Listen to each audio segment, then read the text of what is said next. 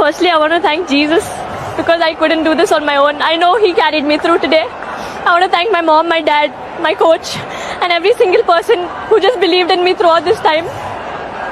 It was really hard these last whole month, but it just feels like a dream and it's not sunk in yet. Yeah, firstly, last year I was dropped from this World Cup. This year I came in, I thought, okay, I'll try, and I was in good form, let's take it more. But things back to back just kept happening and I couldn't control anything. I had such amazing people around me who believed in me. I've almost cried every day throughout this tour. I was not doing well mentally, going through a lot of anxiety. Then being dropped was another challenge for me. But I think all I had to do was show up and God just took everything. I think initially I was just playing, I just keep talking to myself. But towards the end I was just quoting one scripture from the Bible because I had lost energy, I was very tired, I was drained, but one scripture that says, just stand still and God will fight for you, and that's what I did. I just stood there and He fought for me. I'm grateful to Jesus because just His presence and reading the Bible just has encouraged me in my tough times.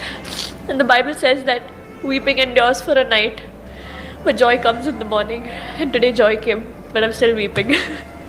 Manu, just take us through the final few moments and final few shots. What was going on in your mind? Honestly, I read a lot of Gita and all. So what was going through my mind is just do what you are meant to do. Do what you are supposed to do and just leave whatever. The destiny, you can't control the outcome of it. So in Gita, Krishna says to Arjun that, you focus on your karma and not on the outcome of the karma. So only that was running in my head. I was like, okay, just do your thing. Just do your thing and let it all. I wasn't very confident in the last few games. I wasn't feeling really good out there. But when God has to bless you with something, He shows you in ways that you can't imagine. That's why I said I'm really grateful and humbled right now when I bow my head. I have faith in God, and He has helped me in so many ways that, like for example, in last year 23, after the Grand Swiss, I just gave up for the candidate spot. I was not even qualifying for the candidates, and then God gave me so many opportunities. And first of all, winning this Chennai Grandmasters is taking place, and me winning it despite being in such horrible form, and then winning the candidates. Last round, it could have gone to tie breaks, but God helped me, and even here it could have gone to tie breaks, and still, on and on, like so many things that God has done, and it couldn't have been by anybody else. Congrats, Jam. Video చూశారు కదా. ఇప్పుడు మరికొన్ని విషయాలు తెలుసుకుందాం. ICC women's world cup 2025 సెమీఫైనల్లో ఆస్ట్రేలియాపై చారిత్రాత్మక విజయంలో Jemima Rodrigues కీలక పాత్ర పోషించారు. మ్యాచ్ అనంతరం జరిగిన ప్రజెంటేషన్ వేడుకల్లో ఆమె తీవ్ర భావోద్వేగానికి గురై తన విజయాన్ని తన విశ్వాసానికి ఆపాదించారు. ఆమె ఆ ఇంటర్వ్యూలో ఏం మాట్లాడింది అంటే, అన్నింటికంటే ముందుగా నేను జీసస్కు ధన్యవాదాలు చెప్పాలనుకుంటున్నాను. నేను ఒంటరిగా ఇది చేయలేకపోయాను. ఈరోజు ఆయన నన్ను నడిపించారని నాకు తెలుసు అనే ఆమె పేర్కొన్నారు. అంతేకాకుండా ఆట చివరి దశలో తాను ఎదుర్కొన్న తీవ్రమైన ఆందోళన మరియు ఒత్తిడిని అధిగమించడానికి బైబిల్ నుండి ఒక వచనాన్ని ఉటంకించినట్లు ఆమె వెల్లడించారు. నిశ్చలంగా నిలబడండి, మరియు దేవుడు మీకోసం పోరాడతాడు అనే ఆమె మానసిక పోరాటాల గురించి మాట్లాడింది. నేను ఈ టూర్ మొత్తం దాదాపు ప్రతిరోజు ఏడ్చాను, దేవుడే అన్ని చూసుకున్నాడని ఆమె చెప్పారు. దీనికి ప్రతికూల ప్రజాస్పందన మరియు ట్రోలింగ్స్ ఎలా ఉన్నాయంటే, జెమీమా రోడ్రిగ్స్ యొక్క ఈ బహిరంగ విశ్వాస ప్రకటన సోషల్ మీడియాలో, ముఖ్యంగా ఎక్స్, ఇన్స్టాగ్రామ్, యూట్యూబ్ వంటి సోషల్ మీడియాలో తీవ్రమైన ప్రతికూల స్పందన రెత్తెక్కిస్తుంది. అనేక మంది వినియోగదారులు ఆమెను మతోన్మాదిగా అభివర్ణిస్తూ ట్రోల్ చేస్తున్నారు.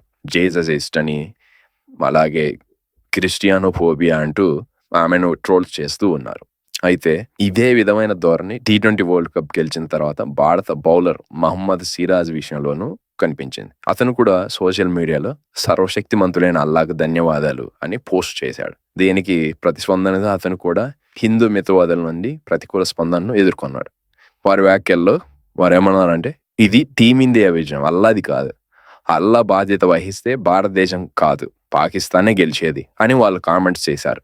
ఇక ఈ 2 సంఘటనల నుంచి జెమిమా రోడ్రిగ్స్ మరియు సిరాజ్ వీరి సంఘటనల నుంచి ఒక ముఖ్యమైన ప్రశ్న లేవనెత్తున్నాయి. అదేమిటి అంటే జాతీయ విజయం సందర్భంలో మైనారిటీ విశ్వాసాన్ని బహిరంగంగా ప్రకటించడం అనేది కొంతమందికి జాతీయ గుర్తింపు నుండి వేరుగా లేదా దానికి వ్యతిరేకంగా చూపబడుతుందా? క్రీడలలోకి మతాన్ని తీసుకురావద్దనే వాదన ఎంపిక చేసిన మతాలకు మాత్రమే వర్తిస్తుందా?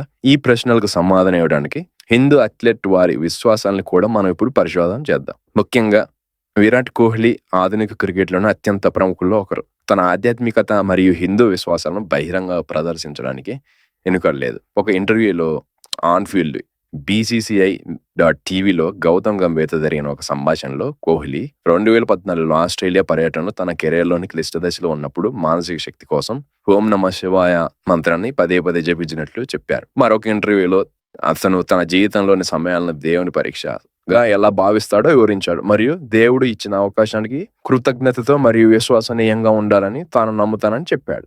బహిరంగ కూడా వారి కోహ్లీ గారు అతని భార్య కూడా హిందూ పుణ్యక్షేత్రాలను సందర్శించారు, అనేక పర్యటనలు చేశారు. ఇవన్నీ ప్రచారంలో ఉన్నాయి.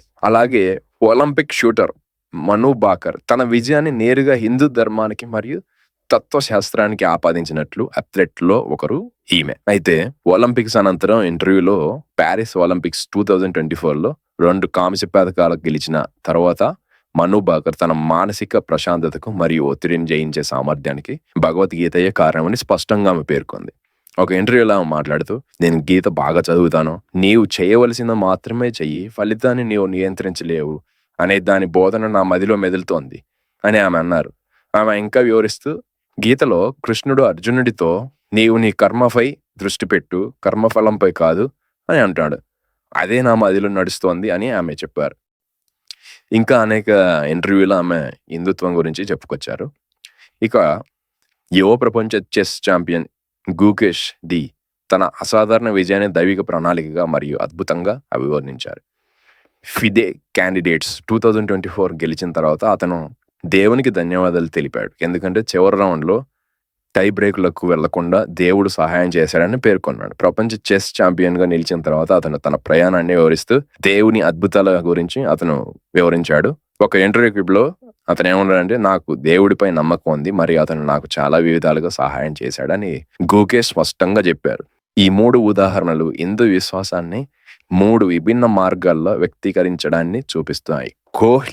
కోహ్లీ యొక్క భక్తిపూర్వక మార్గం, మను భాకర్ యొక్క తాత్విక మార్గం మరియు గుకేష్ యొక్క జోక్యవాద మార్గం. ముఖ్యంగా గుకేష్ యొక్క దేవుడు నాకు సహాయం చేశాడు లేదా దేవుడే నా స్క్రిప్ట్ రైటర్ అనే వ్యాఖ్యలు జెమిమా రోడ్రిగ్స్ యొక్క ఆయన నా కోసం పోరాడాడు అనే వ్యాఖ్యలకు చాలా బలమైన మరియు ప్రత్యేక సమాంతరంగా పనిచేస్తాయి. ఈ 2 విజయాన్ని దైవిక జోక్యానికి ఆపాదిస్తున్నాయి. ఇక ఇతర క్రీడాకారులు కూడా వారు వారి విశ్వాసాలను ఎప్పుడెప్పుడు చెప్పారనేది చూద్దాం. ఒలింపిక్ అథ్లెట్ బ్యాడ్మింటన్ రెజ్లిన్, వీటిలో PV సింధు బ్యాడ్మింటన్ గా 2016 రియో ఒలింపిక్స్ లో రజాక పథకం గెలిచిన వెంటనే PV సింధు కృతజ్ఞతా సూచకంగా హైదరాబాద్ లోని సింహవాహిని మహంకారి ఆలయాన్ని సందర్శించారు. ఆమె తన తల్లిదండ్రులతో కలిసి తన ఒలింపిక్ రజత పథకాన్ని ఆశీర్వాదం కోసం ఆలయానికి తీసుకొచ్చారు. అక్కడ ప్రత్యేక ప్రార్థనలు నిర్వహించారు.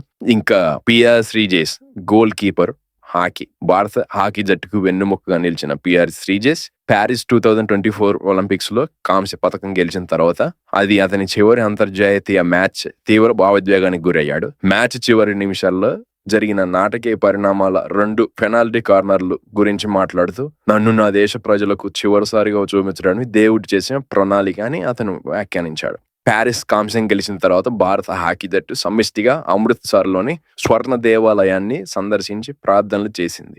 సీనియర్ క్రికెటర్లు సోషల్ మీడియాలో వీరేంద్ర సెహ్వాగ్ 2019లో అయోధ్య తీర్పుకు వచ్చినప్పుడు అతను జై శ్రీరామ్ జై శ్రీరామ్ జై రామ్ అని ట్వీట్ చేశాడు. ఇక వెంకట్ ప్రసాద్, మాజీ క్రికెటర్ వెంకట్ ప్రసాద్ తరచుగా తన సోషల్ మీడియాలో హిందూ కేంద్రీకృత పోస్టులు పెడుతూ ఉంటాడు.